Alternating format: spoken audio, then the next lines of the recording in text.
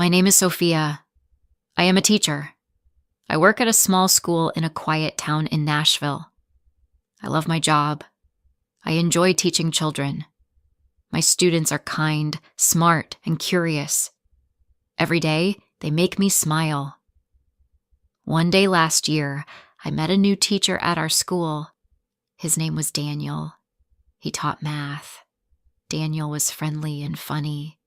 He had a warm smile. When he talked, people listened. I liked speaking with him. We laughed together and shared stories during lunch breaks. Soon, we started spending more time together. We went for coffee after school.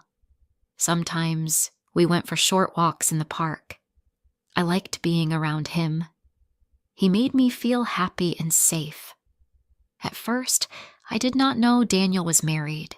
He never talked about a wife. I thought maybe he was single. He treated me kindly. He listened to me. I believed he liked me too. We became close. I started to feel something for him. I looked forward to seeing him every day. I told my friend Lena, "I think I like Daniel." She smiled and said, "He sounds nice. Maybe he likes you too." One day, something strange happened.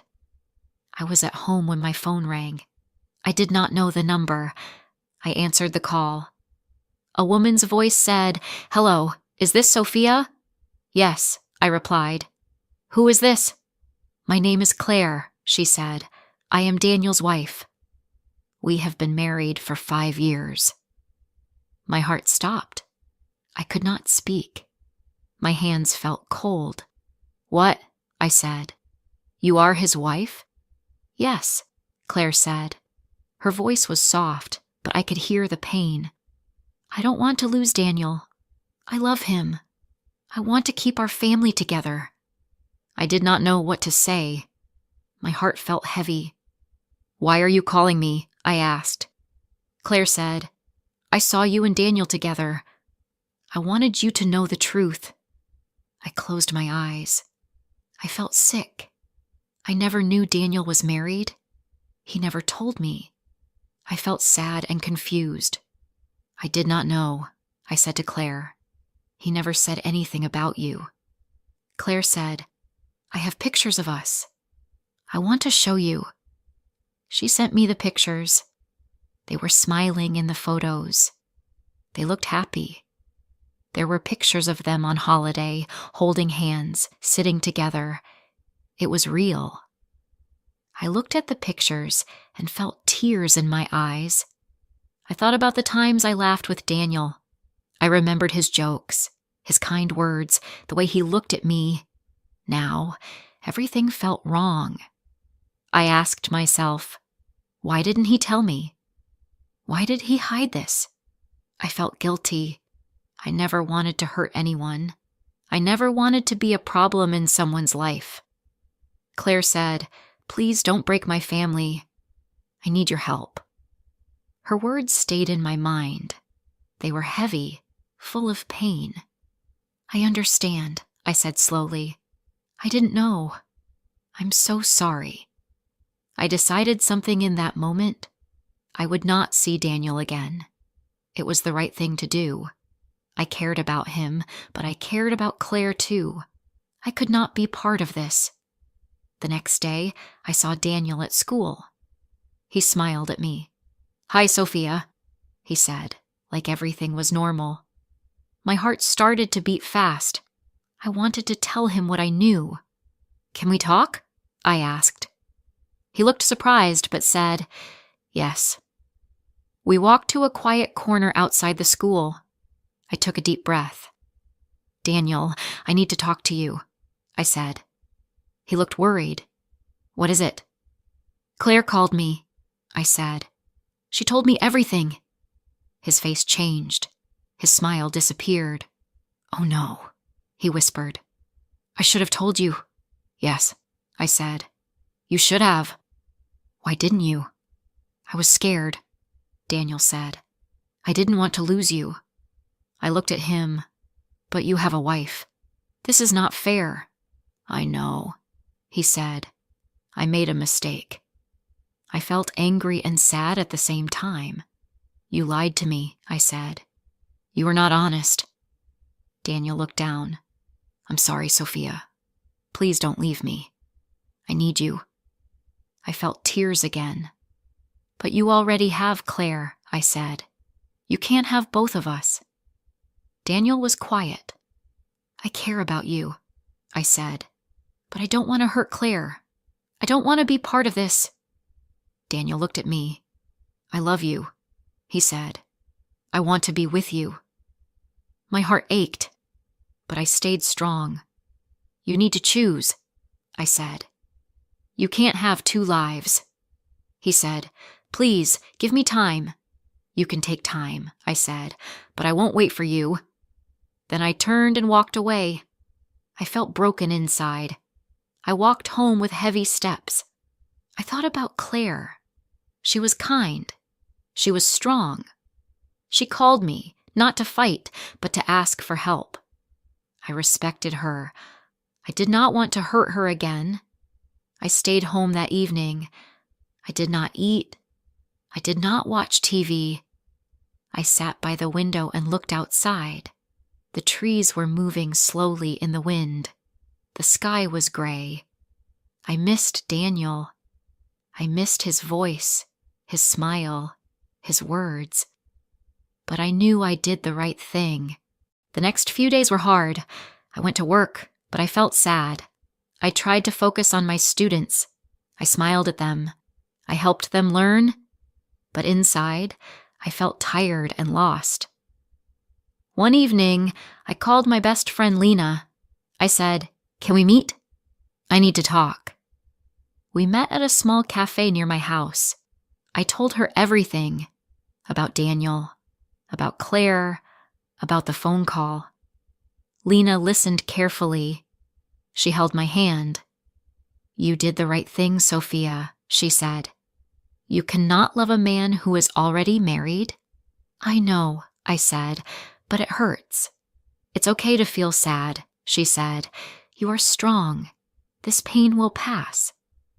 Talking to Lena helped me feel better. I was not alone. I had someone who cared. Later that week, I made a decision. I wanted to meet Claire again. I wanted to support her. She had been honest with me. I wanted to be honest with her too. I called her and said, "Can we meet?" She agreed. We met at a park near her home. It was a quiet place. Trees stood tall and birds sang in the sky. When I saw Claire, I felt nervous. She looked tired and worried. "Thank you for meeting me," she said. "I wanted to see how you are," I replied. "I'm sorry for everything." Claire nodded. "It's hard," she said. "I love Daniel, but I'm afraid he will leave me." I could see her pain. Her eyes were red. Her voice was soft. "You are a strong woman," I said. "You can talk to him. Be honest." "You think he still loves me?" she asked. "I don't know," I said, "but you deserve the truth. You deserve to be happy."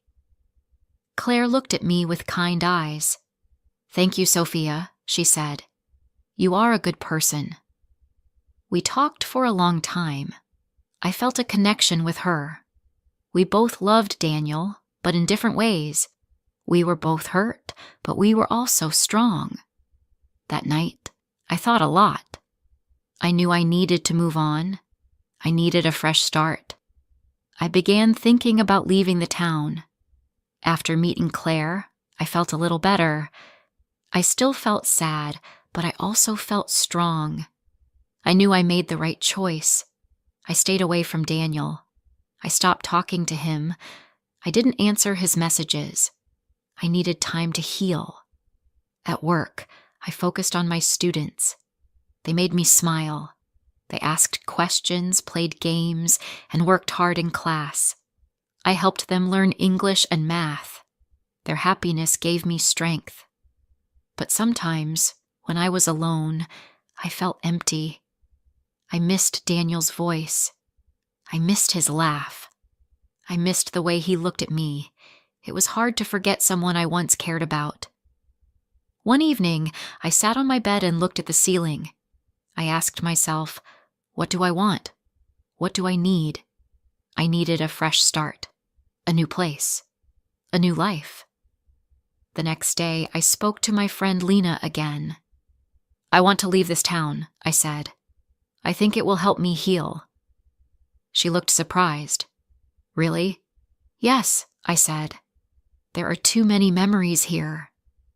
Lena gave me a warm smile. Then you should go. Do what's best for you. I felt nervous, but I also felt hope. I started looking for jobs in other cities.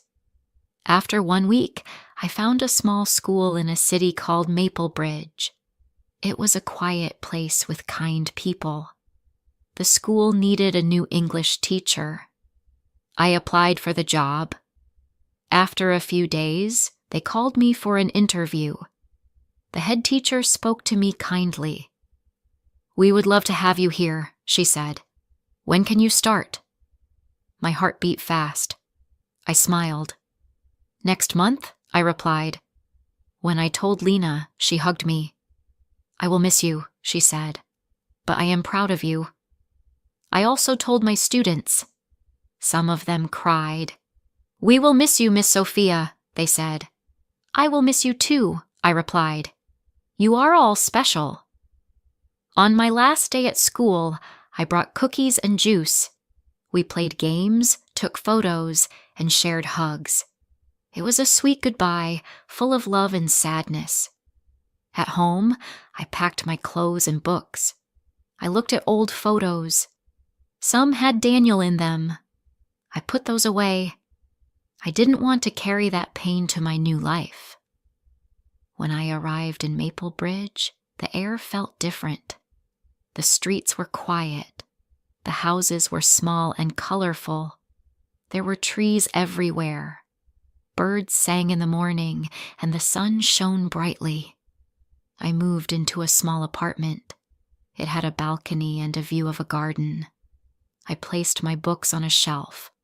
I bought new curtains and flowers. I wanted it to feel like home. At the new school, the teachers were friendly. They welcomed me with smiles. "Hi, Sophia. We are happy you're here. Let us know if you need anything." Their kindness made me feel safe. I met my new students. They were younger than my old class, but just as sweet. They listened carefully and asked funny questions. "Do you have a dog? Can you sing? Do you like chocolate?" I laughed. Yes, no, and yes. I started to feel like myself again. Days passed, then weeks. I worked hard, made new friends, and went for walks in the park every evening. I began to sleep better. I smiled more. The sadness became smaller each day. One afternoon, I got a message on my phone. It was from Claire. "Hi, Sophia. I hope you are well. I wanted to tell you something. Daniel and I are trying to work things out. We are going to couples therapy. He is trying to be honest now. Thank you for everything. I will never forget your kindness." I read the message 3 times. I felt relief. I felt peace. I replied, "I'm happy for you, Claire. You are a strong woman. I hope things work out for the best. Take care of your heart." She sent a final message. "Thank you, Sophia. I wish you happiness too." I put the phone down and closed my eyes. A soft wind came through the window. I felt calm. That evening, I sat on a bench in the park. The sun was setting. The sky was pink and gold. Children played nearby. A couple walked by holding hands. A dog barked softly in the distance. I breathed in the fresh air. I am okay now, I thought. I am healing. I still thought about Daniel sometimes. I remembered our talks, our laughs. But now, the pain was smaller. It did not control me. It did not break me. I had made the right choice. Love can be beautiful, but love must also be honest. I learned that love with lies brings pain. I learned that letting go can be the most loving thing we do for ourselves and for others. In Maple Bridge, I found new things to love. I loved my students. I loved the quiet mornings. I loved the smell of fresh coffee and the sound of the rain on my window. One weekend, I went to a bookstore. A woman smiled at me and said, "You look new here." "I am," I said. "I just moved." She handed me a flyer. "We meet here every Friday. We talk about books and drink tea. You should join us." I smiled. "Thank you. I would love that." On Friday, I went to the book group. I met new people, kind, funny, and warm. We shared stories and laughed a lot. I felt connected. A man named Ethan sat beside me. He was quiet but kind. "What kind of books do you like?" he asked. "Stories about life and love," I replied. He smiled. "Me too." We talked for a long time. He asked about my job. I asked about his. We both loved teaching. He taught history at a nearby school. When I walked home that night, I felt something new. Hope. I didn't know what the future would bring. I didn't know if Ethan and I would become friends, or maybe more. But I knew one thing for sure. I was open again. I was ready for life. In my old town, I learned about love, pain, and honesty. I learned how strong I could be. I chose to leave, to protect my heart and someone else's family. It was not easy, but it was right. Now, I am starting a new chapter. I am smiling again. I am meeting new people. I am learning to love myself. And maybe, one day, I will love someone new. With truth and trust, life is not always easy, but it always moves forward. I am ready to walk with it. If this story touched your heart, don't forget to like, comment, and share. More emotional and inspiring stories are coming soon.